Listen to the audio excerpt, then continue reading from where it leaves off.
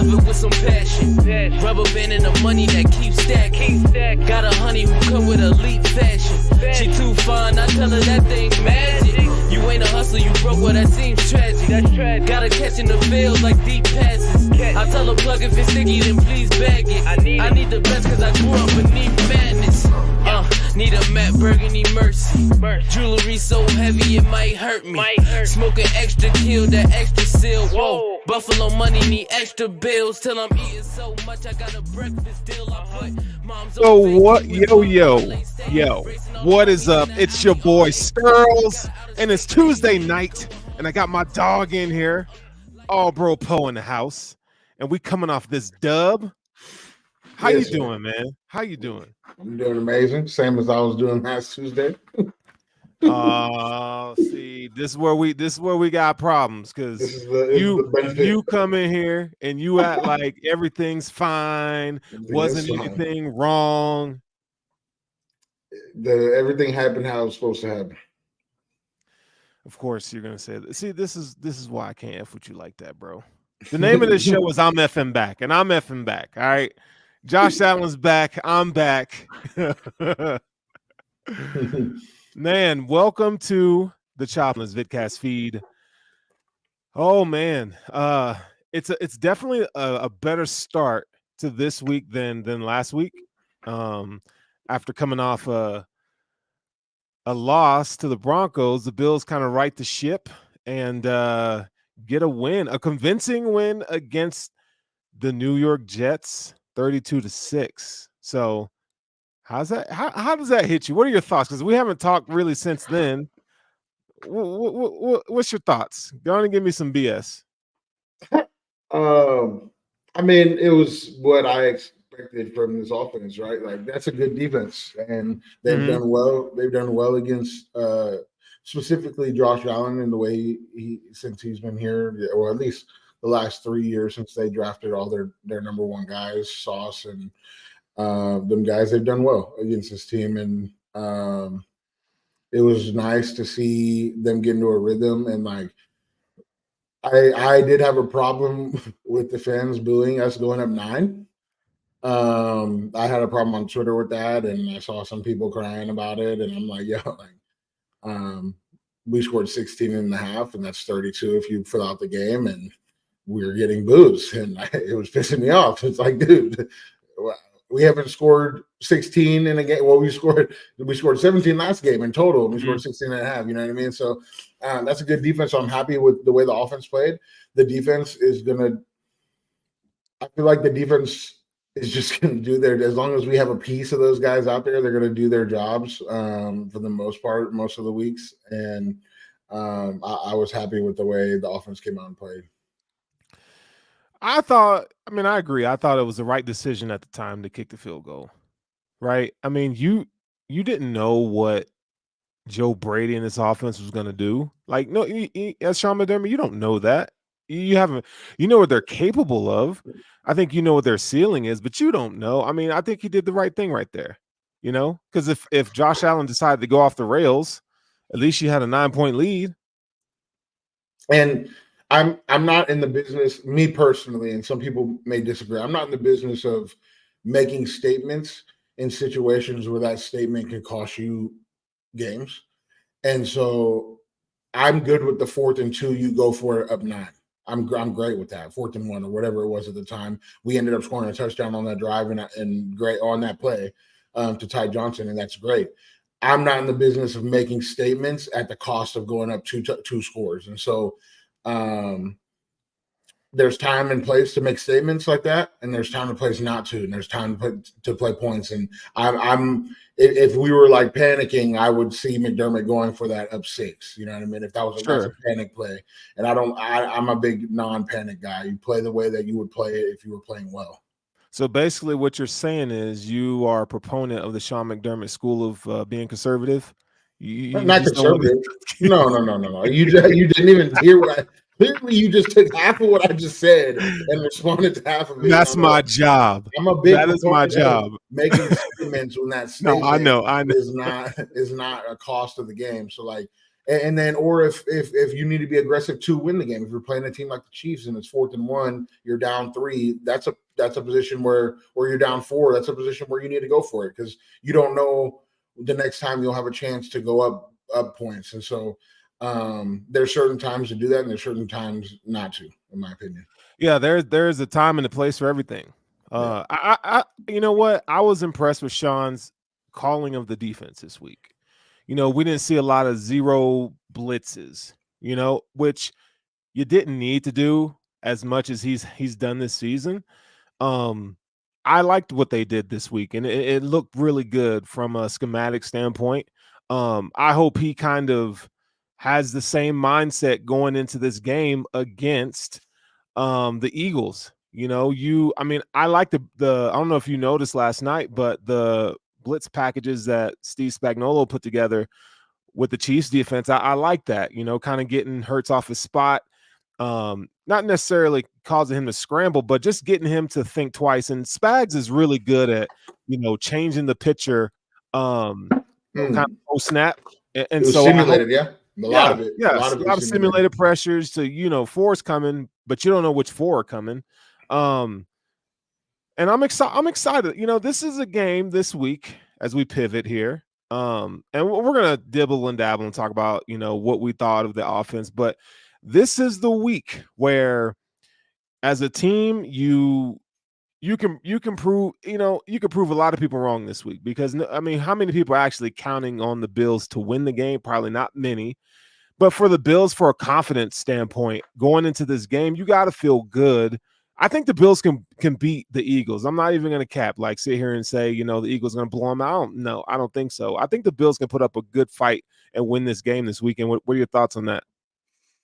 There's not any team I think that anything can happen on Sunday. So I don't want to say no, it'll never happen. But I just think that the way the Bills are put together, they're just not going to be beat by a lot. It's just not how the way the coaching staff coaches. It's a very tight game. They play for a possession in tight games. They play for one possession at the end of the game, go down, score, win. And so I don't see any blowouts coming our way on our end. There's a chance that it gets out of hand. Like with the way that we play, there's a high end that doesn't happen very often. It's happened 4 times, or I guess 4 times this year, to where we can blow out even a good team if our defense is on point. But there's the bottom end is it's a tight game, and we just haven't been good in those this far. But I think that it can. Any game that this Bills teams play, it's either going to be a blowout for us or a tight game coming down the stretch. Yeah, I think the point differential for the season kind of proves that for the Bills. They're in every game, whether we like how they play it or not.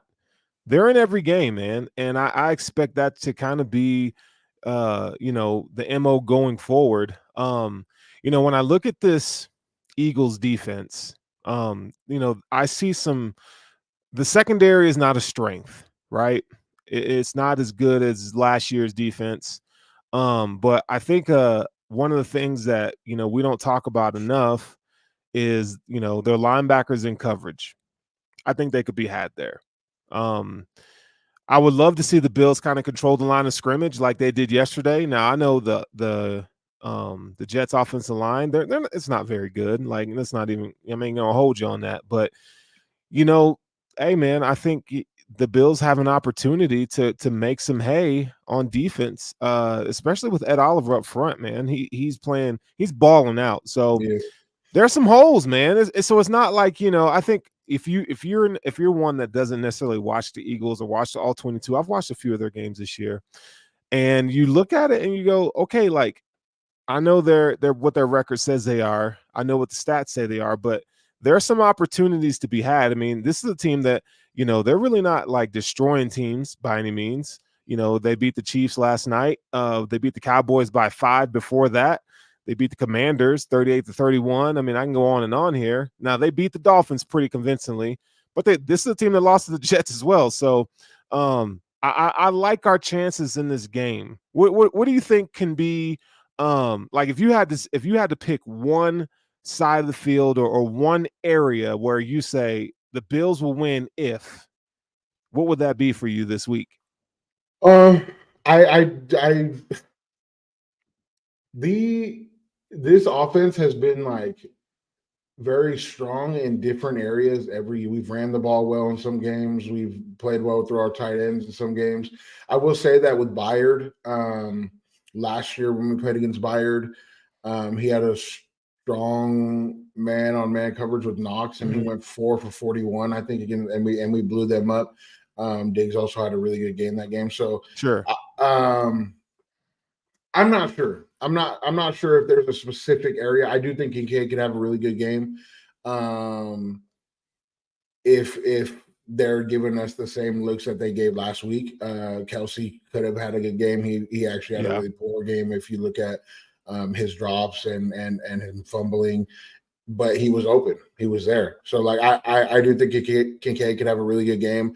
Diggs also has had a really good game when you're playing against Byard as the safety, and I don't know if Slade's going to follow him or not. So it'll be dependent on how they play out against us. I would assume with this defense, they're going to play a shell and keep everything underneath.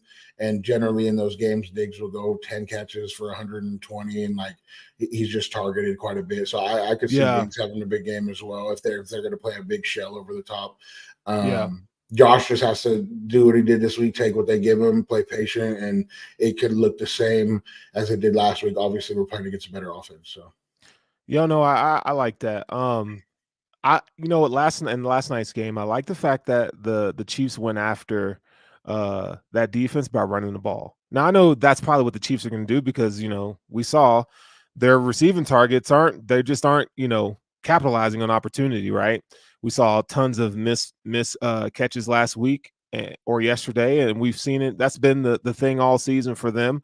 Here's something I want to tell you. So, I'm saying that because, first of all, did you know this was last week? Now I haven't accounted for this week's stats, but James Cook, right? I even talked about this on my show on Sunday night. But James Cook is top 5, in the league. And rush yards over expected. Yeah. And he probably had, and he's probably like 4th now. I think it's 3. Yeah. 3, yeah. 2nd in efficiency. Okay. In terms of like 8+ defenders in the box, he's 9.17%. He's facing that the least amount. So it's light boxes. Average. He's 8th in average yards behind the line of scrimmage. So when he's getting those carries, he's going north, right? And then, he was 6th. I don't know what he is now in rushing yards, but he's having a really, really good year. So here's some stats from PFF in terms of, if you're going to run the ball, this is who you need to run it at. Okay. So I'm just looking at missed tackle percentages. Okay. Brandon Graham and Hassan Reddick. Brandon Graham has a 50 missed tackle percentage, and Hassan Reddick has a 66.7. So if you're going to run it at that right side of that defensive line, man. We talked about coverage earlier. 4 touchdowns have been thrown on what's his name? The other corner. I can't even think of it. James Bradbury. 4 against Reed Blankenship. So, I mean, look, you're not going to get it on Darius Slay. I mean, Diggs could get one, but like you got to attack these guys on the edge opposite Darius Slay. I think there's opportunities to be had, man. I'm not looking at this Eagles team, and I'm not scared. I mean, obviously, I ain't the one out there playing. I don't think the Bills are either. You know what I'm saying? I do think that their coverage this year hasn't been anywhere near. Obviously, they're missing Gardner. They brought in Edmonds, who wasn't a great fit. I do think that their DBs have been a little bit more suspect this year, so they're lighting the box. So that's why it's similar to how we used to play with our DBs. We used to play a hard shell and sit over the top, and if they were going to run us 3-3-3 first down, like that was how teams used to like drain clock on us, and we play a little bit different now. Don't get me started. We're going to say that one. You got to address it because there's multiple comments in here. I'll let you finish your thought. My dog Joe Brady addressed it. So, I mean, it is. If you don't want to watch that, that's fine. If you want to hear him and be like, no, he's just talking. That's the OC telling you exactly what he thinks about Gabe Davis. He's a great blocker, and he No, What? he's saying what I've been saying, that the routes that he's running in against these man coverages are decoy routes. That is a big part of what Gabe does. He spreads the field, he stretches it, and if they're not going to play underneath on him, that opens up the field for everybody else. So it is what it is. It is what it is. Hey, they coming after you tonight, dog. Hey, No, look, they have a people, right to. no, because no, they don't. Your boy hasn't Because done anything. they don't, because this is my biggest problem with the way people look at Jordan. They look at his stats and not what everything he does for that defense. And so it pisses me off when people just look at Gabe and look at his stats and not what he does for the offense. And then they're like, no, he's just garbage. And like, have I ever said that I'd pay him top wide receiver $2? No, I never said that for the Bills. They don't have the money to do that, so I wouldn't. So that's not the argument. I think we can all agree that he has value to this offense. Like, and I'm not even capping. Like, he has value to the offense. But I think the expectation that we had was greater for him. And he's not meeting that expectation. And recently, when the offense is struggling, he has a C on his jersey and so forth, you expect more production. Now, no one's questioning. Hey, hold on. No one's questioning the fact that, his commitment, the way he blocks and the way he allows his presence on the field, because he's such a deep threat. His presence on the field opens things up for other players. I don't think anyone's debating that. Like, I would agree with you on that. You may, but these people that just talk, that just are talking, and I'm not going to, I'm not going to lay into them right now. But these people that are just talking don't see the things that they're asking him to do as far as being a decoy and a threat, and being a hybrid tight end, pretty much with Knox out. He's the 12 personnel tight end on this team while still being the wide receiver number 2, and then while still having to run deep ball decoy threats to get guys like Khalil Shakir, Dalton Kincaid open underneath. So this is my problem with the way things are looked at. He had no targets last week until the corner route that Josh overthrew him by 10 yards. Hey, you're not gonna trash the king here, okay? King Allen. You're not gonna do him Allen like that. I think there's one target. I'm not one back. I mean, that's one back throw. If look, this is Matt says, how did I know y'all gonna talk about Davis? You guys started talking about Davis, and so we just brought it up. But it is one of those topics that we gotta talk about, because I want to see more production from him. Like, if the offense is much better if he's producing. I don't want to see box scores with no catches, no targets, no yards, no touchdowns. Like, that's not what he don't want to see that himself. I have no problems with that if we're scoring 32 points. I have zero problems with it, because it means that he's taking something from the defense and opening up other things for other people. Now, when teams are taking away guys like Kincaid, stacking Diggs, and he's getting one-on-ones and not winning. If he gets a lot of targets in one-on-ones and he's not winning them, I will happily come on here and say, damn, he had a bad game. Sure. He had 7 targets. He had a drop. And if that is the case for a game, I've yet to see that. The games where he hasn't produced, he hasn't been targeted.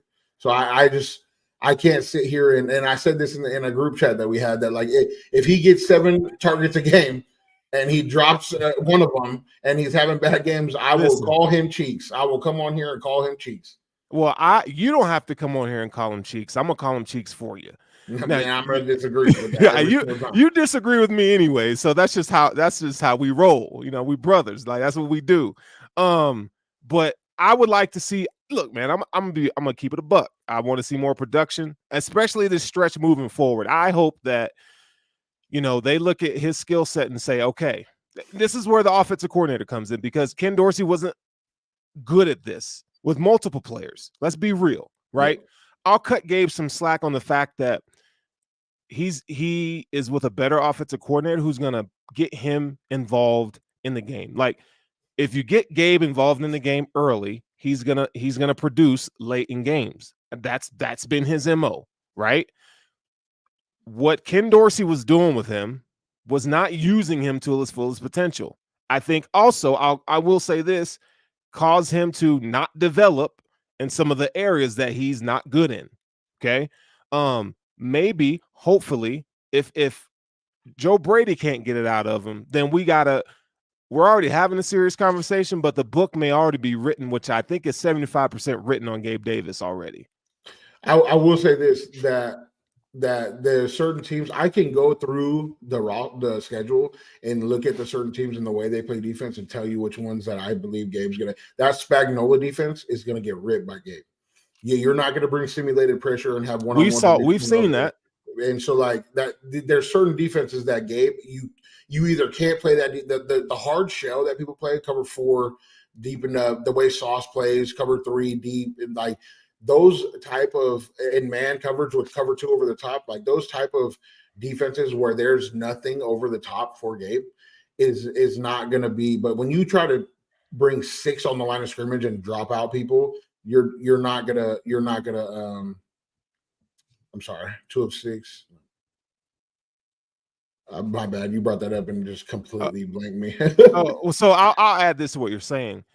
Teams with good safety play, I think Gabe will have an issue with, because they're going to get that help over top, etc. Right? You could do a cover 1 robber shade down, so you could take away the intermediate routes that he's going to run. Light boxes is Gabe's not going to do great against light. But if you don't have good safety play, like the Eagles don't, they got Kevin Byard and that's it. If you're suspect in the back end, they play a light box. They play a light box. Gabe can have opportunities this weekend. Next week against against the Kansas City Chiefs, he can eat. I want to see him used. I want to see them feature. I want to see him featured in the pass game. And if Joe Brady can't do it, the book is written on him. Would you at least agree to that? Like if they can't get it out of him now, there is no more excuses for him in certain games. Or are you saying like consistently getting 80 yards a game? Like that's I don't think that's who he is. Some production. Like can we get 60 yards, 3 to 4 catches, right? Like, and of those catches, a couple first downs. Like that's what I want to see. That'd be good production for Gabe moving forward. And if he goes over that, great. How the game's going, right? Like we had the lead the entire time, so we're not really spreading it out and spreading the rock around. Like we ran the ball 17 times with Cook, 7 times with Latavius Murray, and and like 5 times with Ty. We ran the ball quite a bit this last weekend, and these type of games, like Gabe's probably he's going to be a blocker, a hybrid tight end. That's the version of Gabe you're going to get, and so. I do believe there's certain games where Gabe's not going to be that guy. You still got to get Diggs his balls. Kincaid's going to get his balls, especially against guys that don't cover tight ends well. This Eagles team included, the Jets team included. Like there's certain times where Kincaid's going to be the 2. There's certain times where Gabe's going to be the 2. And I don't think that we're not in that we're throwing the ball 50 times a game thing anymore. That's not how they're running their offense. That's not, it used to be like that. So Gabe used to be able to get 6-7 targets a game. And that's how they run it now. One receiver is going to go off and one of the other tight end or the second wide receiver is going to go off. Khalil Shakir was a good example of that this weekend. He had 3 catches. He had the Gabe numbers, right? Those are the type of numbers that Gabe generally gets. 3 catches for 100. And it was Khalil's time to go off. And I am happy that they have a group of guys that can go off when asked upon. Yeah, I mean it's a nice story, right? When you see, Gabe can go off, right? Khalil Shakir is showing the ability to put up consistent numbers. And then, you got Dalton Kincaid, who's working the middle of the field, who's having a stellar season. It's starting to look good. Like it's starting to kind of look how maybe we envisioned, although we did think that Gabe was going to have more production. But let's see what happens. I'm going to give him a benefit of the doubt slightly just because he's in a new opportunity. But he still needs to show up. I don't want to see 0-0-0 in the box score from him, bro. I'll say this, that the injury to Dawson Knox helped Kincaid, but it also hurt Gabe because Gabe is now being asked to do a lot of things that he wasn't expecting to do. And I think that I don't know if Dawson probably doesn't come back and get a lot of reps. Maybe the Quentin reps will end up being gone, but I don't think it was very many. It was 20 this past game. Quentin Warren's had 20. The majority of them on run plays, I'm assuming. Yeah. Mm-hmm. Okay. So like I don't know if Dawson comes back and they use 12 as much, especially with how well Gabe has been as that hybrid tight end blocking kind of wing fullback. They motion him in to be a little bit of a fullback sometimes. Like, I think as the year I'm opens up, gonna give you a reason why that might be incorrect, because I think Gabe's best like time is when he was like the third or fourth receiver on the team, option wise. Okay, so maybe if Dawson Knox can kind of get those Quentin Morris reps, right? Gabe can they can kind of use Gabe as a chess piece more, moving him around. The use of motion this past week was phenomenal. Maybe using him on motion to get him going deep, right? To start opening up these defenses from these rush 3, rush 4, 7 or 8. So like it may have hurt him, right. but like we've talked about this all season. We need the Bills to be playing their best ball starting now. So if they can come out this week and get him going, they're going to unlock another parallel to this offense if they can get him going. And it's gonna I'm telling you, it's gonna look reminiscent of the Bills offense a couple years ago with Dorsey at the helm, because we're starting to see the creativity that Joe Brady has with this offense. Some of the flood concepts, sail they were using. Those are the kind of things that, like, when they put Diggs in motion, right? And then, they got Dalton Kincaid over the mid. Josh slotted the ball right in there. Like, that is the kind of that's poetry to me. Like, they got to keep doing that kind of stuff. And I don't see a reason why Joe Brady wouldn't incorporate more of this stuff going forward. No, he definitely will. And I will say this, like, I seen a quote, I think it was Von Bell that said, I could be wrong about the name, but they said that when they were playing against the Ken Dorsey offense, when Gabe lined up in a certain situation, certain formation, they knew exactly what route he was running. Patrick Peterson. Oh, it was Patrick Peterson. Was he on the? How long was this during Dorsey or no? This was last season. They said yeah, this. okay. It could be this season too, though. Shit, the Minnesota game. He was on. Okay, so yeah, so that's my thing with looking at these stats, and like if Gabe's coming out and lining up in a certain thing, exactly what he's running every single time, because that's the offense that they put him in. I just don't see how you can be successful in that offense as a wide receiver. Now, right, Diggs is elite, so like you can know what he's running, and you might move him around, because I feel like with the Dorsey offense, the only person they ever moved around was Diggs, and so they would move him in and out. They would motion him around, trying to get him on a certain guy, and so I think Diggs is going to go crazy regardless of the defense, and that's great. But Gabe is not. You put him in a situation where the defense knows exactly what he's running every single time, it's not going to work for him individually. Yeah, no, it's I like that. I like that. Here's I like the fact that they didn't use Diggs that much this week. I mean, Diggs had a bad game. So like Diggs and Gabe's had like six targets combined, 7. Yeah. 4 catches, 37 yards, something like that. I don't expect Diggs to have another bad game. It clearly wasn't his best. But they're going to need those guys, both those guys. They're big parts of this offense. Like, they're going to need those guys moving forward. Like guys like the book for me is closed on Deontay Hardy. Like, I'm done. I don't like the way they use him. I just don't like the way they use. I'm not off on Trent Sherfield.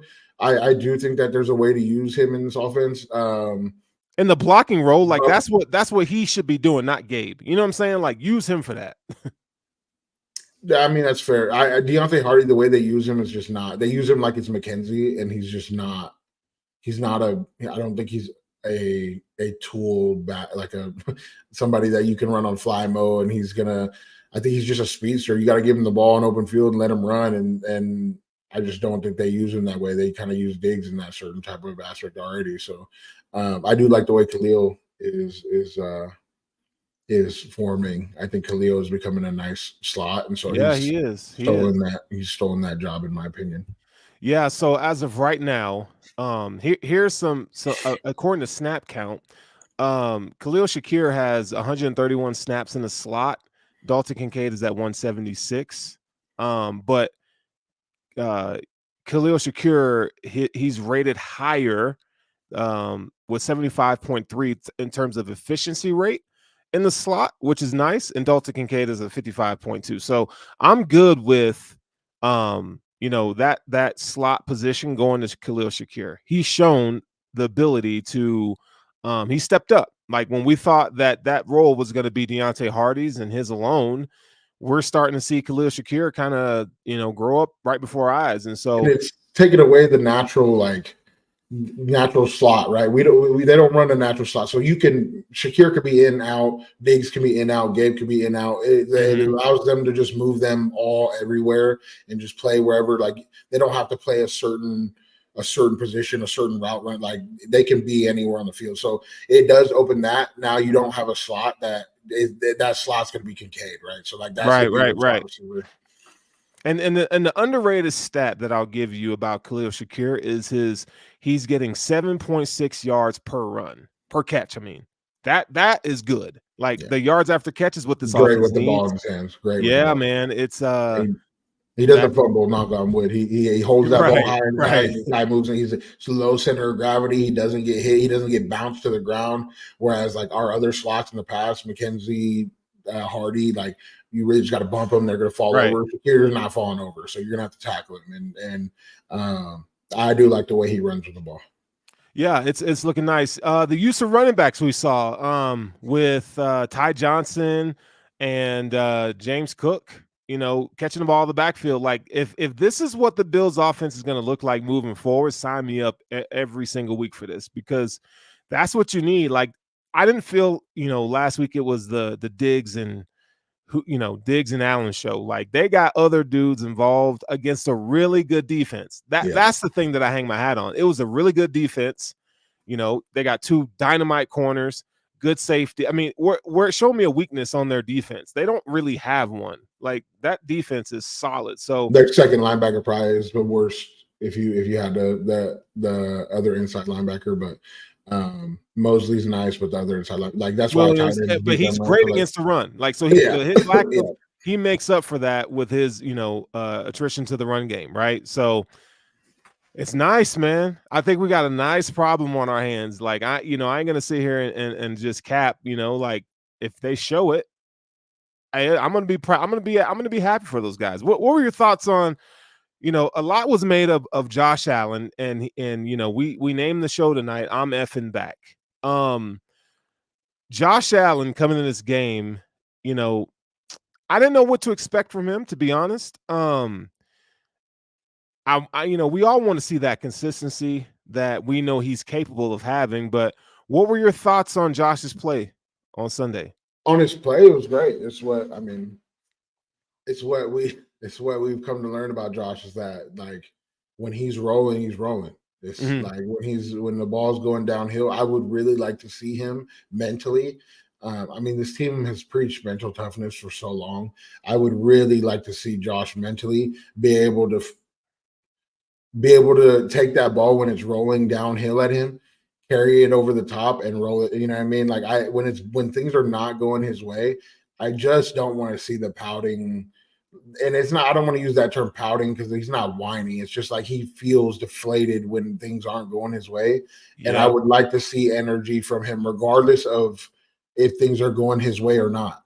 I would like to see him being all right, happy mentally. And like part of that is like, and I've had some conversation. Part of that is living in Buffalo and you go to your phone after you scroll Twitter. You don't really like, there's no going out to do. You go home and like you can't really go to any restaurants, or else you're going to get bombarded with Bills fans that want to talk about the game. And if you struggled, now you get to hear it all the time.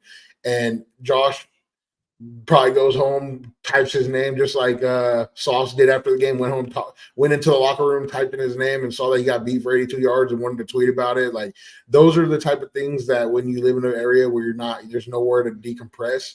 Josh has struggled when the narrative is that he's not playing well. And I would like to see him just like, dude, you're the guy. Like you don't need anybody else's confirmation about that. You're the guy.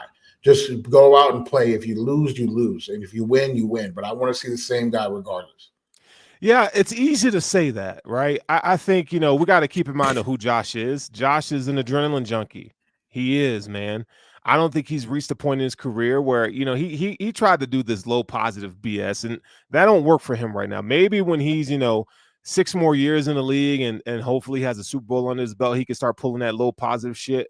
But right now, I think he has a lot of pressure on him to and I think he places it on himself, rightfully so. I mean, you're one of the top athletes in the world, to be the best quarterback ever, to bring a Super Bowl to Western New York. I think he wears that a lot of times. And so, but that's my point, right? That's my, like, yeah, you don't need to prove, like, he's it feels like he's trying to prove it to other people right. to get that feedback that, yeah, you are that guy. Bro, you are the guy.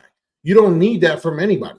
Yep. You're going to be the quarterback in Buffalo until you choose to retire, regardless of how you play for the next year or the next game or what. You're going to be the guy in Buffalo until then. I would like to see you with that same confidence, regardless of if you're playing well or not. Yeah, look, man, I you're right. Like he's got a. I think that's the next step in his leadership. Like he needs to be the guy, the catalyst for when they're up or when they're down. And I think too many times this season we've seen him when shit ain't going his way. We don't see that same Josh Allen. You know what I'm saying? I don't see you on the sideline looking at the iPad, right? Getting that Manning face. And like, I think that's the biggest thing about Joe Brady is that the first thing he said when he comes in there is, I think Josh Allen's the best quarterback in the league. He's my guy, period, point blank. And I don't hear that from Dorsey. And so, like, and Dorsey may believe that. I know they have a great relationship, whatever they talk about in public media, that they have that great relationship, whatever it is. But I don't hear it. I don't hear him backing Josh the way that Joe came on there, that naturally. And he's coached Joe Burrow. He's coached great quarterbacks. Yeah. And he came on there and said, nah, Josh is my guy. I want to talk about Josh. Josh is the best quarterback in football. And that is the type of energy I'm feeling from Josh, from Joe Brady, who just really is a vibe guy. He's a vibe guy, calling the same playbook, just better plays as the years going on. And so I do like the way that Joe brings that out of Josh, and I hope he can continue to do so. You know, I'm not, like, when I was listening to you talk right there, it makes me put Sean McDermott into question a little bit. Like he made some comments, you know, he doesn't like where Josh's head is at and stuff like that. And, you know, like, and that may be true, but I feel like, you know, I don't know if it's one of those where he's trying to send a message kind of thing, but like I want to hear Sean talk about Josh. Like we don't ever hear Sean really talk about Josh and like what he means to the organization. I mean, at least I don't hear it. Like Josh is one of those guys that needs to be in an environment where it embodies who he is in terms of like, man, he's happy, he's energetic. You know, I think Joe Brady, I think that and Brian Dable brought that side out of him, brings that side out of him. So I would say I would put that on the organization in terms of like they messed up when they put Ken Dorsey as the OC. Just from a personality, you know, matchup. I also feel that weight was on Josh. He knew that, like, because that was his choice. It was. Like, Ken Dorsey hiring was his choice, and I feel like he was like, dude, like. But was it though? Do you think that, like, I mean, because Josh has shown he's a good soldier, right? It could have been one of those things where it was like, this is who we're gonna get. This is who we're gonna get. Josh, we need you to endorse this. Yeah, hell. I don't know. Because it makes me put into question. It would be a smarter move from an organizational standpoint to not go into the offseason with any expectations of who they're going to hire, so that they can choose whatever they wanted to do. That was the exit meetings, the exit interviews. And I remember it vividly. Josh came on there and said, I think we already have a guy in here that can take over as the OC, and everybody was speculating who it was, whether it was Joe Brady or Dorsey, and obviously it was Dorsey at the end of the day. And so Josh didn't have to say that. Nobody had to say anything about that. That, in my opinion, that was Josh's decision, and he realized that it was a mistake at some point this year, and I don't know if it was in the offseason or the arguments with Diggs, if Diggs didn't like whatever it was. I think he realized it was a mistake, and like every week it's just like going into it damn, I don't like the plays he's calling. That's a negative environment. And now I have to go out there and try to run these plays that he's calling. And then I got to go into these meetings, these interviews after, and they're going to ask me, do you agree with the plays? That, well, I just got to be a good soldier and sit here and say, yeah, I agree. I mean, I got to run the plays that he's calling. That's what he was saying. He's like, I just need to execute better on the plays that he's calling. Well, if you don't agree with them, you're not going to do a great job at executing them. And so I think that this move for Dorsey could have been done sooner, but I do think that there's still time to make something work with Brady and Josh. It looks like their relationship as far as what plays is getting called is much better.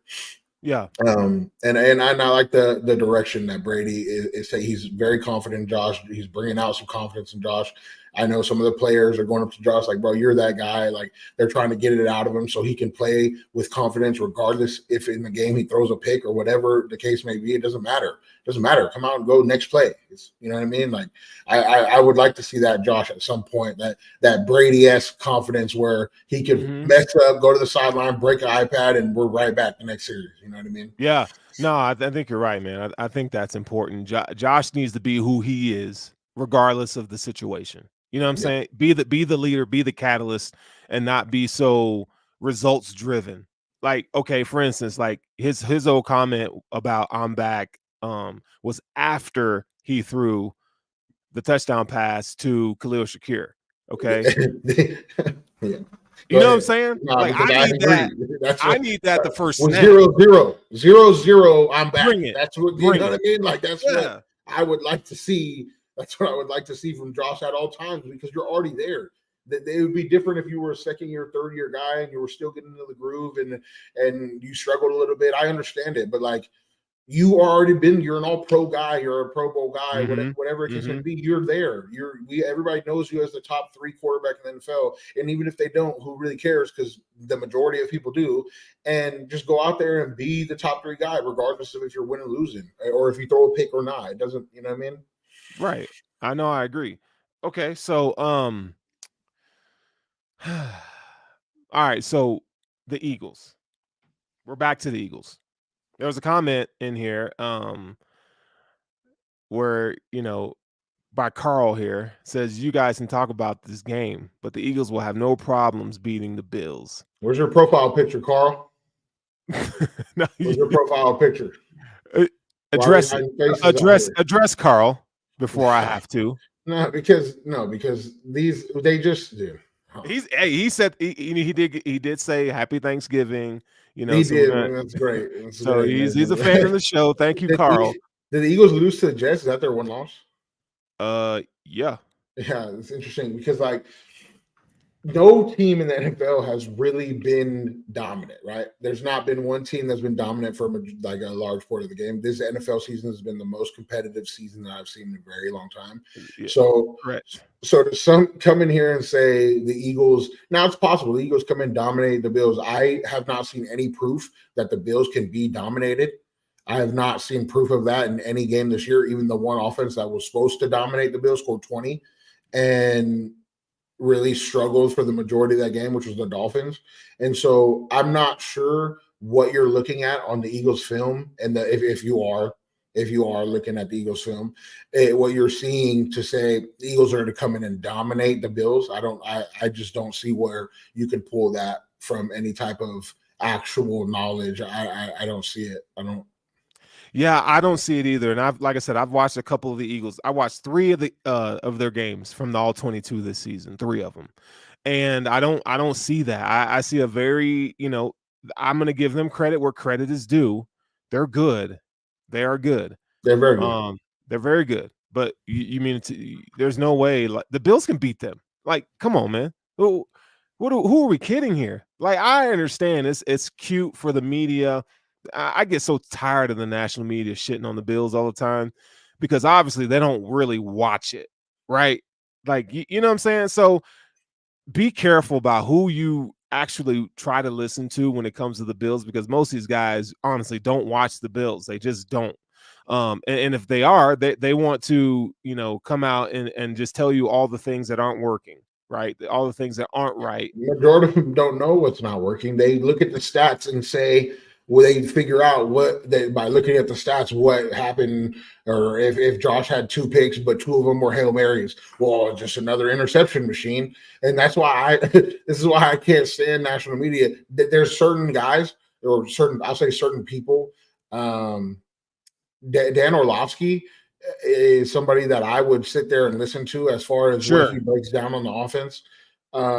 Even Mina Kimes, certain example, she uses more analytics, and I'm not big on analytics. So like, she has knowledge though, because she actually uses the majority of analytics. Stephen A. Smith, Skip Bayless, these guys that don't know. They don't watch the games. Nick Wright don't know. They watch Sunday Night Football, Monday Night Football, and then they look at the stats for the rest of the games, come out here and make an opinion. They see a highlight and they come out here and make an opinion. And so I'm not big on national media who doesn't actually watch the football games. I will never make an opinion on another team if I don't actually watch the game. I watch a lot of the CJ Stroud games because I find him very fun. It's fun to watch, ain't it? Yeah. And so like, I was a big CJ Stroud guy. I thought he was the best quarterback coming out. And so I watch a lot of his games. So I make opinions on his games based on what I watch. I will never sit here and make an opinion on another team without watching their game. Yeah, no, and I think that's fair. Matt brings a good point here. And shout out to Matt and all of our guys over here at Buffalo Rumblings who keep the content flowing that's not in video form. I mean, these guys are tirelessly talking day in, day out, night, morning about, articles that, I mean, these guys, I'm telling you, man, Rumblings is killing it on the written content. So, they don't hear it enough, but shout out to them, man. I always try to give them love. But he makes a good point, keep spies on Hurts, keep his running in check. Hurts he is struggling in terms of like, he has a left knee injury. So I don't think, even though he did run last night, I don't think that's one of the areas where he's trying to put himself at risk. So I don't know. More goal line, yeah. That's like more like goal line, short yardage, right? Yeah. So I don't know if you want to keep a spy on him necessarily. I think the Bills have the athleticism from the edge perspective, like with Leonard Floyd, and to really, if they are disciplined in their rush lanes, Shaq Lawson, Greg Rousseau. Even Epenesa's gotten better at this. They can really contain him, right? Yeah. They're gonna have to. The worry for me in this game is DeAndre Swift and what he's able to do on the ground. I think Ed is wonderful, but I'd like to see, Linval had 20, 25 snaps this past week. I need to see him getting more of the Tim Settle snaps as well. I need to see him. I would love to see Puna.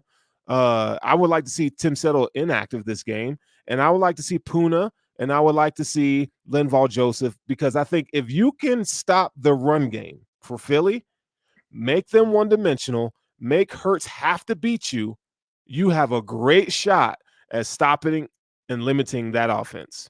I agree. I think early on, they used a lot of 4-3 this week against the Jets because they do run the ball very well. So maybe Dorian getting in and with Taryn coming back from concussion, we'll see if Cam Lewis is available. But I expect Dorian to play some early against the 4-3.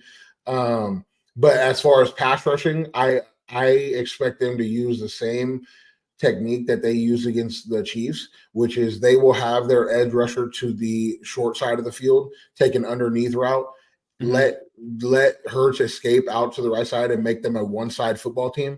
And so then they'll bring a linebacker late off the edge. And so they did that a lot to Patrick Mahomes consistently in the games that they played regular season last year.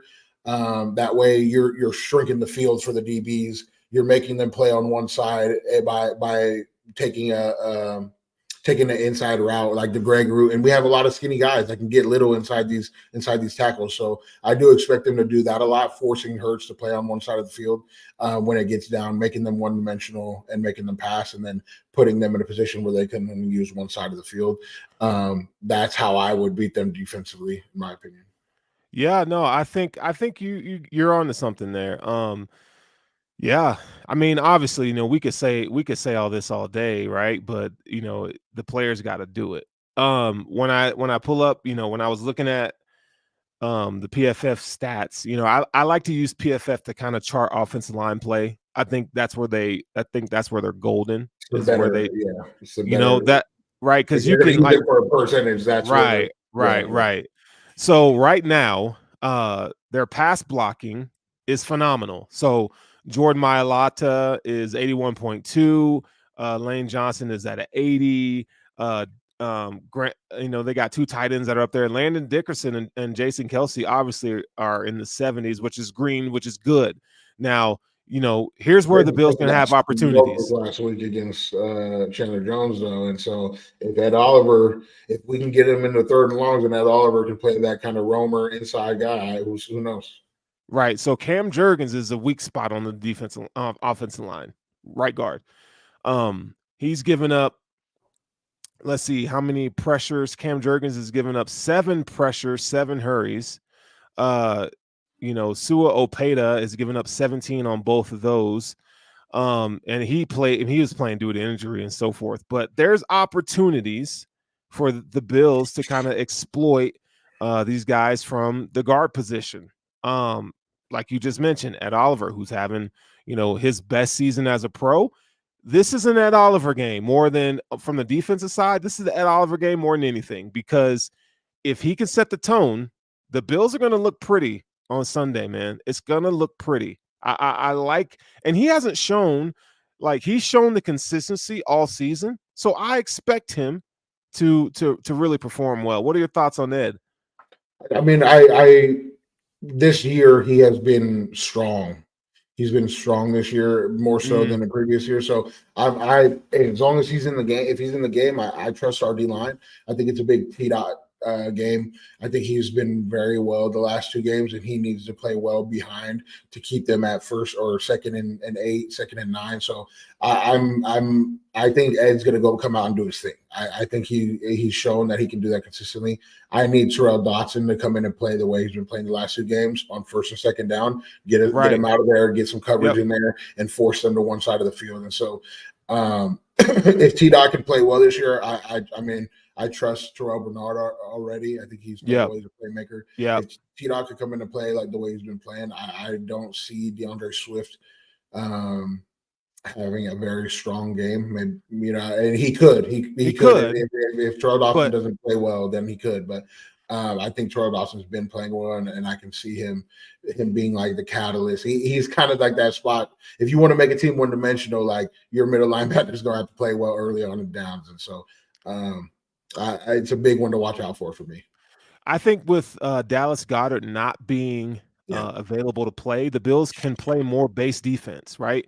And if you can get Terrell Dotson going downhill on for first and second down, like you mentioned, I think that's going to be like successful, because what that does is, it takes some of the responsibility off of Dorian Williams, where he could kind of just focus on the coverage necessarily. And also we got to look at who's going to be, we had 2 concussions this past week, Dane Jackson and Taron Johnson, right? Are they going to be available? If not, I would like to see Cam Lewis in that slot position, and then kind of let Benford and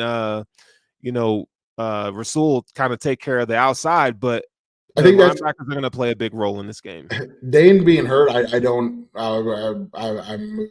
not liking the fact that he had a concussion. That's his second one in the last 2 years. I know, right?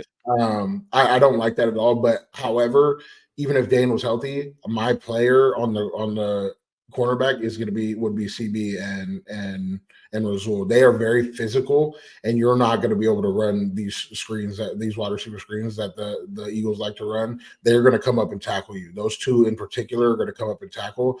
And so Cam Lewis can do that. Cam Lewis can come up and tackle. He's a little bit on the lighter side. As far as coverage, Taron's obviously much better. He's one of the better nickel coverage guys in football. So that's a little bit of a struggle if they get into empty, but I do like Cam Lewis's ability to come up and tackle. So that short passing game where your guys are getting out, Devontae Smith and even AJ Brown, to an example, even on the fade ball game that AJ Brown has, you have physical corners to play with him. I like that. I like that out of our defensive backfield. So it'll be a great game. However, I do like our defensive backfield, even with the injuries against this wide receiving core, even though they got some studs over there. Yeah. So Rasul Douglas, since he's been with the Bills, He's got a reception percentage of 50. That's pretty damn good. His coverage rate is 91.6 according to PFF. The dude he's phenomenal in coverage, man. He's great in terms of tackling as well. And we knew that when they brought him over here from the Eagles. I mean, not from the Eagles, but from the Packers, which he did play for the Eagles as well. But yeah, Rasul's going to be these corners are going to. I love the fact that you mentioned that they're physical corners. I like that. Like you add more to the skill set, to the cupboard, and what you can do schematically, because you have guys that are willing to put their nose in and make a tackle from the cornerback position. Unlike Tre'Davious White, who excels at coverage, not necessarily a physical corner. So with all that being said, I like the Bills' chances this week. I think the Bills can come in this game. I think it could be a 28-21, 24 game Bills. I think the Bills are going to have to score like 24 to 28 points to win this game. I like the fact that Josh Allen has that confidence back. And when he has that confidence, I'm sorry, but there's not a quarterback better than him in this league. I'm sorry. When he's playing fully confident, there's not a better quarterback because he does more to me. So I like the Bills to win this game. What about you? I agree. I think I'm both fully confident. Him and Patrick Mahomes, 1A, 1B, whatever it is. Like obviously his receivers are great right now, but like 1A, 1B regardless. And so I think that's been people can throw in different names all year, whatever, but those are nationally, I feel like those are the two guys. I like the Bills' chances as long as the offense comes out and continues to build. They don't have to be dominant, but they need to continue to build on what they did last game. And I could see a 28 to I really want to give our defense giving up 17. I want to give that to them. So, but like a 31-20, 28-17 score, I could see that. Yeah. I think that would be dope. Hey, Jordan had a great game last week, in my opinion. Bro, they stay hoeing my man 21, bro. They stay hoeing him, bro. He has a highlight tape full of things that have been overturned by the New York. A highlight tape.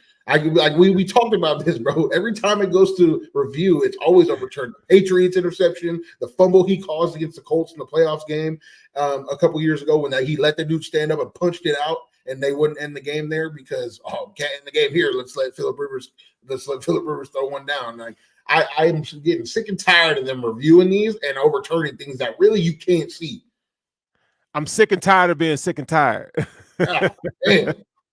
Hey, but maybe this week he gets that turnover that doesn't get overturned or some fluky thing happen. But the thing is though, he's always around the football. Say what you want, but the dude is always around the football, and I'm telling you now, it's going to pay dividends. It's going to show up, and I think he's on the right track. In my opinion, he's improved every single week. Okay, having Micah back there last week. Well, I was a little worried about Micah being injured 2 weeks ago against the Bengals. With the neck thing. I'm glad that he's back. Again, we talked about this. It's going to let those cornerbacks play freely, but yeah, I think it's starting to look good back there. Micah's injury is like lingering. The neck thing and his stinger came back, and these DBs have had a lot of stingers this year, which is strange. But I think that'll bug him throughout the year. But I think he'll be able to play the season out. And it's more of a confidence thing, right? Having Micah back there just makes everybody else more confident. Having Jordan back there makes everybody else more confident. And Jordan continues to show to me that like, this dude's going to be able to play as long as he wants to play, in my opinion. So yeah, I could be a biased guy, but whatever. No, I mean, I like him back there. We need him back there. So, again, I'll keep. I try to keep it a buck. Like if it wasn't that, I would tell you like it ain't it, but it's it. He's playing well. So no hate over here. With that being said, man, it's we're wrapping up the show. It's so great because when you and I get on the mic, it feels like 5-10 minutes gone by, and we consistently stay and argue for an hour every week, and it's phenomenal. Turkey Day is Thursday. Are you ready for Turkey Day? Happy Thanksgiving, man. Absolutely, I'm ready. Because like wherever I go to eat, nobody ever wants leftovers. That shit's coming right back home with me. Let's go. Yeah, I'm ready, man. I'm ready. So to all of you who support Rumblings, all of you who are listening to the show, watching the show live, we want to wish you guys a happy freaking Thanksgiving, and also give you a Go Bills. And we up out of here. Peace. Go Bills.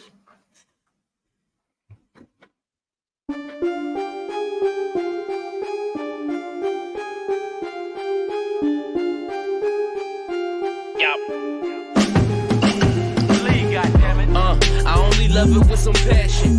Rubber band and the money that keeps stacking. Got a honey who come with elite fashion. She too fine, I tell her that thing magic. You ain't a hustler, you broke, well that seems tragic. Gotta catch in the field like deep passes. I tell her plug if it's sticky, then please bag it. I need the best cause I grew up beneath magic.